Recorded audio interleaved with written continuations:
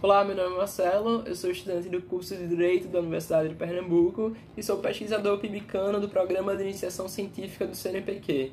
O tema do presente trabalho é Intolerância Religiosa Institucionalizada ao longo da História e a Laicidade do Estado Brasileiro. Antes de começar, eu queria fazer uma breve análise sobre o que é essa expressão que a gente vai debater tanto no trabalho. A intolerância religiosa ela é um crime de ódio que fere a liberdade e a dignidade da pessoa humana, tendo origem motivacional na formação sociocultural do agressor, que se utiliza da violência para a manutenção de seus valores da dominância do poder.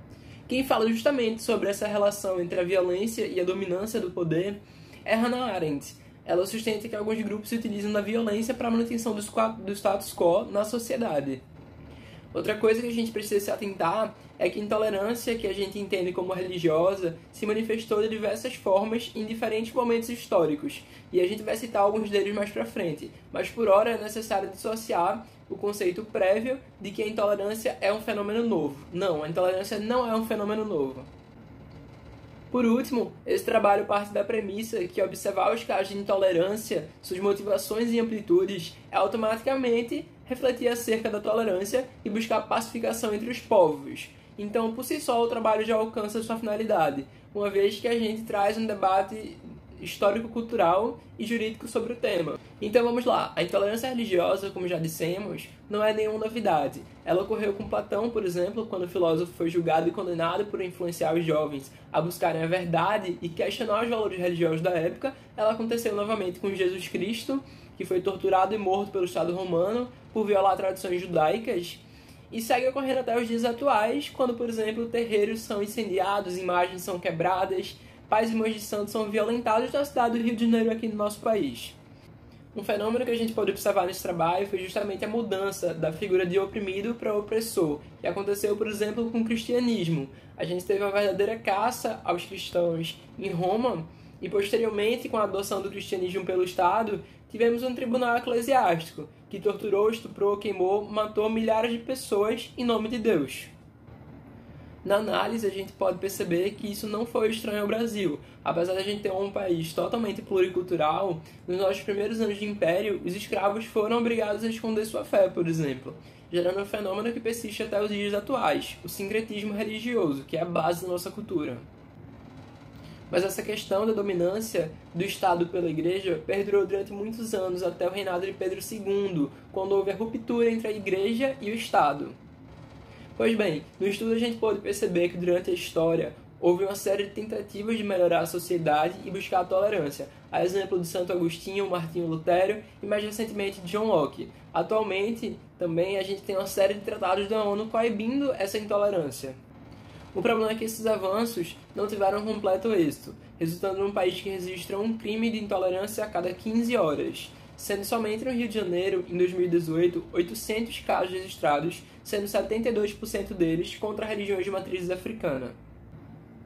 Por fim, a gente discute o futuro da religião no país, que segue uma tendência global de redução da influência e de quantidade de adeptos à medida que a gente tem um avanço na qualidade de ensino.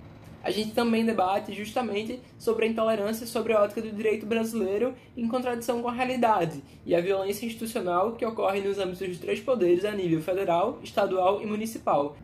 Como exemplo, a gente pode falar da cidade do Recife, historicamente a cidade mais cosmopolita do Brasil, mas que somente nos primeiros 2 meses de 2018 registrou um aumento de 800% com relação a todo o período de 2017. Essa tendência parece ser justificada, por exemplo, quando temos atitudes como a da vereadora Michelle Collins, agora deputada estadual, que associou religiões de matrizes africanas, afro-brasileiras, à maldição, reforçando ainda mais essa violência contra a minoria.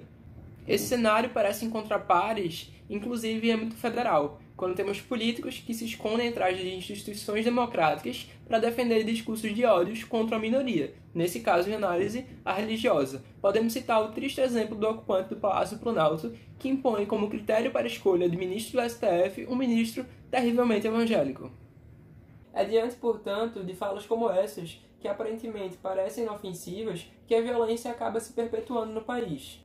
Ao ver um representante do povo, como a ex-vereadora Michelle Collins, cometer uma série de atos violentos contra uma religião de matriz africana e sair impune, o povo segue estimulado para cometer os mesmos tipos de ilícitos.